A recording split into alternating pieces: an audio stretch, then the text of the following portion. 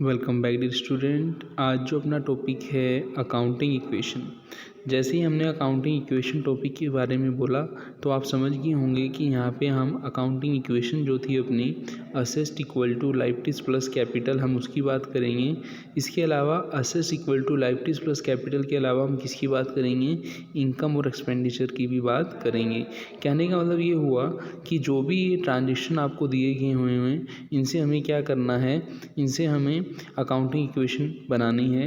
Related accounts को accounting equation में रखना है और हमें देखना है कि हर ट्रांजेक्शन जो है अकाउंटिंग इक्वेशन को सेटिस्फाई कर रहा है या फिर नहीं कर रहा है। तो जैसे आप देखें, फर्स्ट ट्रांजेक्शन आपको दिया है, commence business with cash ₹2 lakh and land ₹50,000, कि हमने बिज़नेस शुरू किया है और बिज़नेस में एज ए कैपिटल हमने कैश लगाया है ₹2 लाख और लैंड जो है हमने एज ए नॉन कैश लगाया है 50,000 हमने लगाया है। तो यहाँ पे आप देखें तो अकाउंट इन्वॉल्व, एक तो है कैपिटल अकाउंट। जब बिज़नेस का ओनर बिज़नेस शुरू करता है तो हम उसको क्या बोलते हैं, कैपिटल अकाउंट बोलते हैं।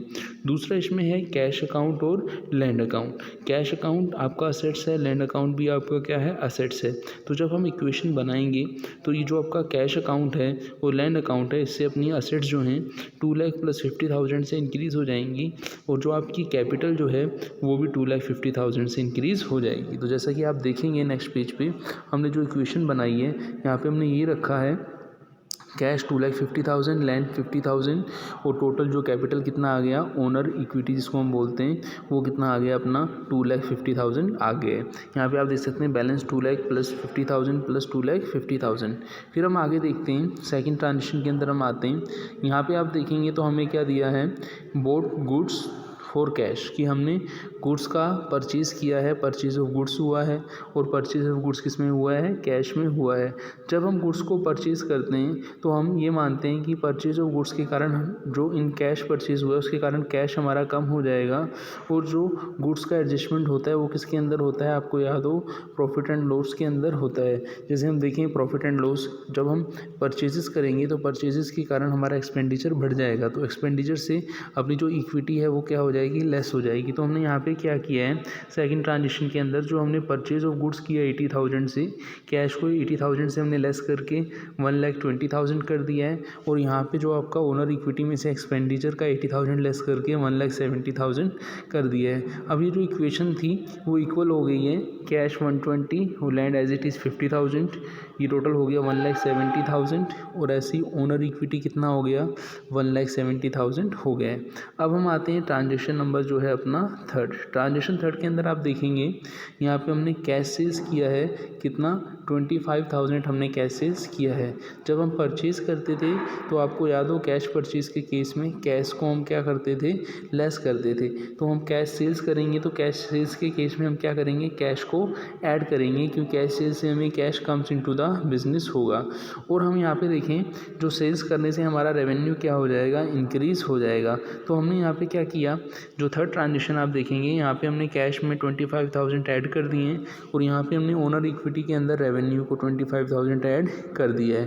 तो कैश जो 120 से बढ़ के कितना हो गया, 1,45,000 हो गया है और जो आपकी ओनर इक्विटी थी वो 170 में 25,000 ऐड किया तो 1,95,000 हो गया है। तो हमने देखा कि जैसे हमने परचेज़ के ट्रांजेक्शन में परचेज़ का ऐड लेस का एडजस्टमेंट किया था, ऐसे हमने सेल्स के ट्रांजेक्शन के में भी हमने उसका ऐड लेस किया है। अब हम बढ़ते हैं ट्रांजेक्शन जो है अपना नेक्स्ट जो ट्रांजेक्शन है वो क्या है, bought goods on credit from Salman for worth 50,000, कि हमने परचेज ऑफ गुड्स तो किया है लेकिन परचेज ऑफ गुड्स हमने क्रेडिट में किया है।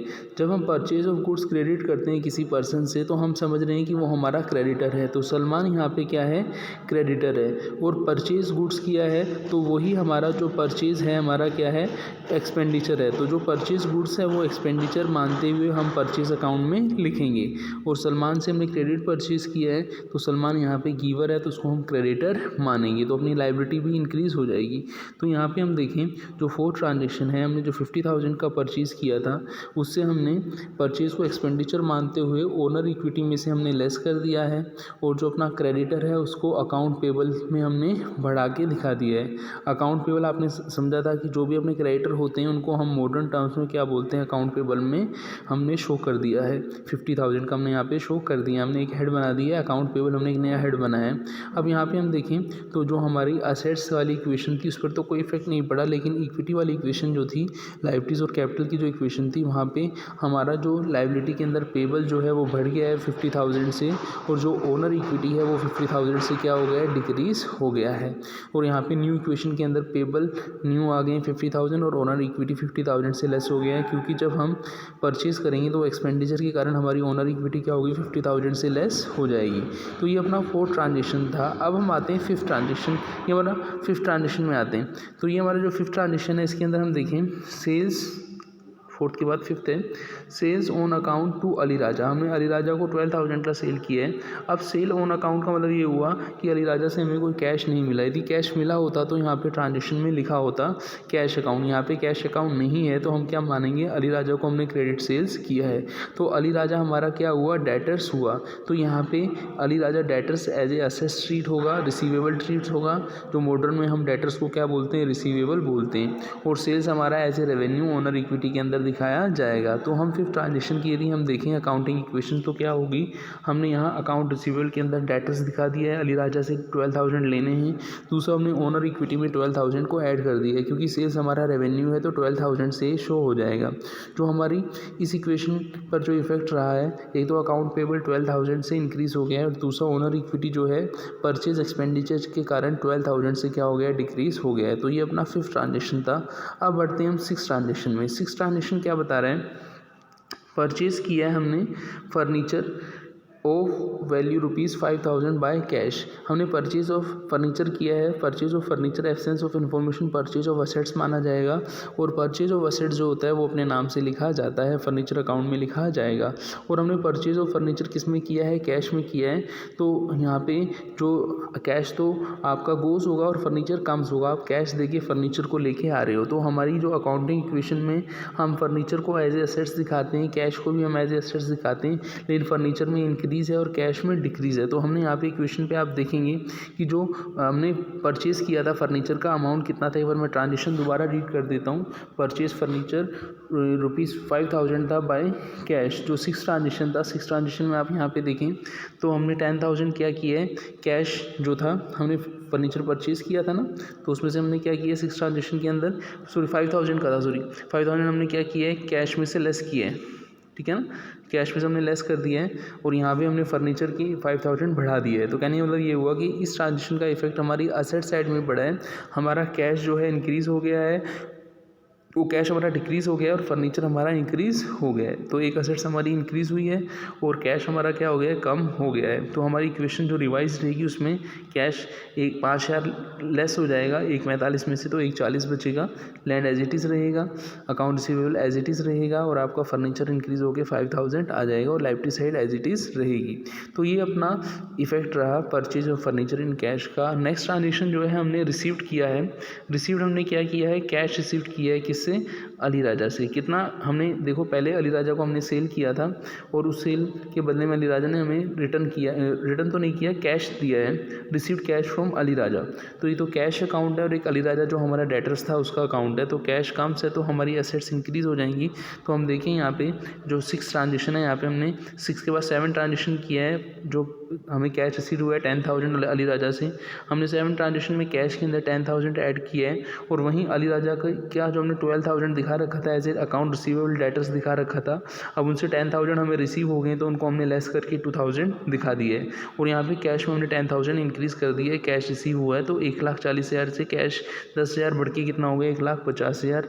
लैंड का अमाउंट एज इट इज़ है, अकाउंट रिसीवेबल का अमाउंट 12,000 से 10,000 कम होकर 2,000 रह गया, और आपका फर्नीचर एज इट इज़ है, और इक्विटी एज इट इज़ है। तो ये ट्रांजेक्शन जो था अपना किसका था, received cash from Ali Raja. Next है रिटर्न हमने किया डिफेक्टिव फर्नीचर वर्थ ₹1500। आप देखिए हमने फर्नीचर परचेज़ किया था, उसमें से 1500 का फर्नीचर हमने क्या कर दिया है, रिटर्न कर दिया है। जब हम फर्नीचर का रिटर्न करेंगे तो ये माना जाएगा कि फर्नीचर रिटर्न हुआ है और बदले में हमें कैश मिला है। तो हम क्या करेंगे, जब कैश मिलेगा तो हम उसको क्या करेंगे, हमारी कैश के अंदर ऐड कर देंगे। तो यहाँ पे आप देखें एक ट्रांजेक्शन के अंदर हमने 1500 ऐड किया है कैश के अंदर, और कैश को बढ़ा के हमने 1,51,500 दिखाया है। और यहाँ पे हमने फर्नीचर के अंदर फर्नीचर का रिटर्न किया है तो फर्नीचर डिक्रीज़ हो जाएगा। तो 5,000 की फर्नीचर में से डिफेक्टिव फर्नीचर 1500 हमने लेस कर दिया है, तो कितना 3,500 यहाँ पे फर्नीचर बचा है। तो इसका इफेक्ट खाली कैश और फर्नीचर पर ही रहा है। अब आते हैं जो अपना लास्ट ट्रांजेक्शन है वो क्या है, paid wages ₹1,000 and rent ₹2,000 and electric bill आपका 1500। तो 1,200 और 1500 का हमने टोटल जो पेमेंट किया है उस अमाउंट से क्या हो जाएगा, हमारा जो बैलेंस है वो डिक्रीज़ हो जाएगा। जैसे हम देखें तो यहाँ पे पेमेंट के बारे में क्या इन्फॉर्मेशन है, तो पेड वेजेस है तो पेड हो चुकी है, रेंट और इलेक्ट्रिसिटी पेबल है। तो जो पेड है, जो पेबल वर्ड है वो तो हमने अभी पे करना है, वो हमारी लाइबिलिटी है। और जो पेड वेजेस और रेंट है, आप देखिए एक बार मैं यहाँ पे डिफरेंस करना चाहता हूँ। यहाँ पे वेजेस और रेंट के साथ क्या वर्ड लिखा है, पेड का मतलब ये हुआ कि ये हमारे पे हो चुके हैं, मतलब 1,000 और 2,000 3,000 हमारा कैश कम हो चुका है। जबकि इलेक्ट्रिसिटी बिल क्या है, पेबल है, तो उसको हम दिखाएंगे अभी अपनी लाइबिलिटी के अंदर भी हमने पे नहीं किया है। तो ये जो एक्सपेंसेस हैं 1,000 2,000 और 1500 टोटल कितना आ गया अपना 4,500। जो एक्सपेंडिचर है उससे क्या हमारा इक्विटी क्या हो जाएगा, कम हो जाएगा। कितना 1500 हमने कम किया है, आप देखें 9 ट्रांजेक्शन में हमने 1500 ओनर इक्विटी में से कम किया है, ठीक है ना। दूसरा जो अकाउंट पेबल है, हमें जो एक्सपेंडिचर हमने पे नहीं किया है पेबल है, जैसे इलेक्ट्रिसिटी बिल पेबल है तो वो हमारे अकाउंट पेबल माना जाएगा। शॉर्ट टर्म में पेबल होगा तो अकाउंट पेबल के अंदर हमने इंक्रीज़ कर दिया है 1500। जो हमने पे किया था वो हमने क्या क्या पे किया था, paid wages and rent 1,000 plus 2,000 3,000 हमने पे किया था, तो उसको हमने कैश में से लेस कर दिया है 3,000। कैश का बैलेंस 3,000 हमने लेस कर दिया है। और जो अपने पास बैलेंस आया है कैश का चेंज होके 1,48,500 लैंड एज इट इज़ आया है। अकाउंट रिसीवेबल और फर्नीचर एज इट इज़ जो पुराना चल रहा था। अकाउंट पेबल का बैलेंस बढ़ के अब आ गया है 1500 इंक्रीज़ हुआ है तो 51,500। और आपका ओनर इक्विटी 1,52,500। तो टोटल जो अमाउंट आ रहा है असेट्स का 2,04,000 और इक्विटी का 2,04,000। इक्विटी का मतलब है आपका कैपिटल और लाइबिलिटीज़, कैपिटल मतलब इक्विटी प्लस लाइबिलिटीज़ को हमने यहाँ पे इंक्लूड किया है। तो इस ट्रांजेक्शन के बाद हमने अकाउंटिंग इक्वेशन को पूरा कर लिया कि हर ट्रांजेक्शन जो है इस इक्वेशन को क्या करती है, इक्वली सेटिस्फाइड करती है। तो मिलते हैं नेक्स्ट लेक्चर में। थैंक्स।